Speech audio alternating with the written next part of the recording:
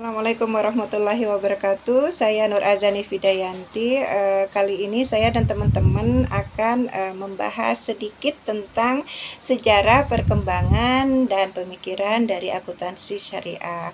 Nah, untuk memahami akuntansi syariah, maka perlu diketahui dahulu apa sebenarnya akuntansi syariah itu.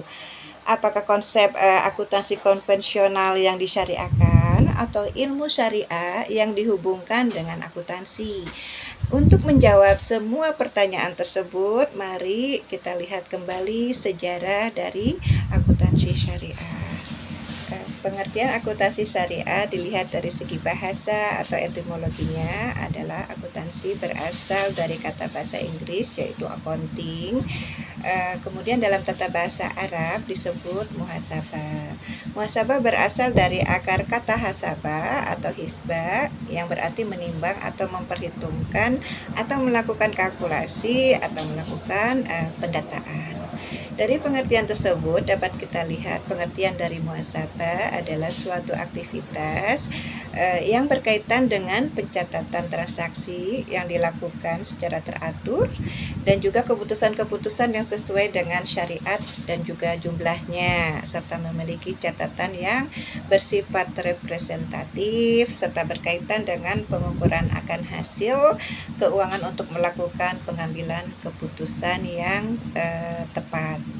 Menurut Profesor Sofyan Harahap, akuntansi syariah adalah bagaimana kita menjalankan akuntansi agar sesuai dengan syariah Islam.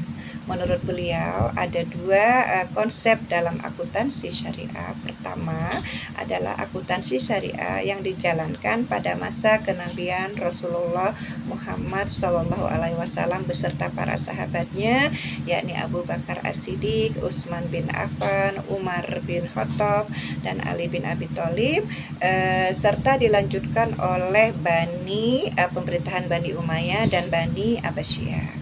Kedua, akuntansi syariah yang berkembang sekarang ini, yakni di era di mana kegiatan ekonomi dan sosial banyak diwarnai oleh kegiatan ekonomi konvensional. Untuk memahami tentang akuntansi syariah, tidak ada salahnya kita melihat dahulu konsep akuntansi konvensional. Akuntansi konvensional dilahirkan oleh seorang pemikir dari Italia yang bernama Luca Pacioli. Pria ini dijuluki Bapak akuntansi karena menerbitkan sebuah buku yang bernama Summa de Arithmetica,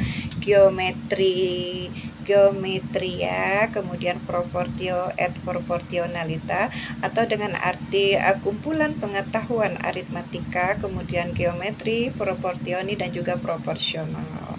Nah, dalam buku ini beliau menyatakan bahwa dalam praktek perdagangan terdapat yang namanya konsep double entry system, di mana buku ini terbit di Venesia, Italia yang saat itu dikenal sebagai pusat perdagangan yang terjadi antara Eropa dan Timur Tengah.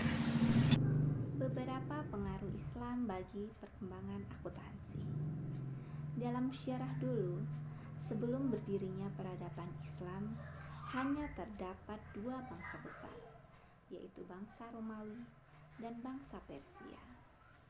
Akuntansi telah banyak dipergunakan sebagai sarana untuk melakukan perhitungan perdagangan, untuk mengetahui adanya keuntungan maupun kerugian.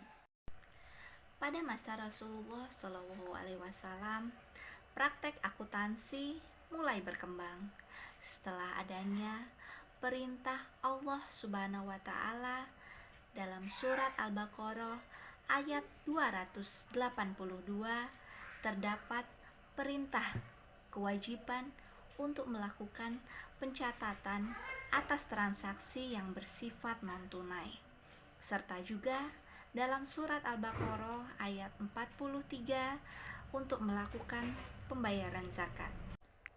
Adanya perintah untuk kewajiban membayar zakat yang memberikan kesadaran bagi pemerintahan kekhalifahan Islam untuk membuat laporan keuangan dari Baitul Mal secara periodik, mendorong pedagang muslim untuk mengklasifikasikan hartanya sesuai ketentuan zakat dan membayarkan zakatnya jika telah memenuhi nisab. Pada masa pemerintahan Khalifah Abbasiyah, sistem akuntansi di pemerintahan Islam mencapai titik tertinggi, di mana akuntansi dibagi ke dalam beberapa jenis, yaitu akuntansi peternakan, akuntansi pertanian, akuntansi bendahara, akuntansi konstruksi, akuntansi mata uang, dan juga pemeriksaan akuntansi atau auditing. Di sini peran akuntan menjadi sangat penting dalam pengambilan keputusan berkaitan dengan kekayaan pemerintah maupun perdagangan. Pengembangan konsep akuntansi syariah. Ada 3 pendekatan dalam pengembangan konsep akuntansi syariah.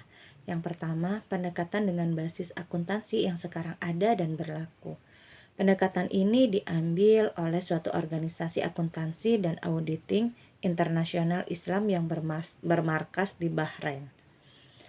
Dari pendekatan ini diambil konsep akuntansi konvensional modern, di mana konsep yang sesuai dengan syariah Islam dan bisa diaplikasikan dalam organisasi bisnis Islam.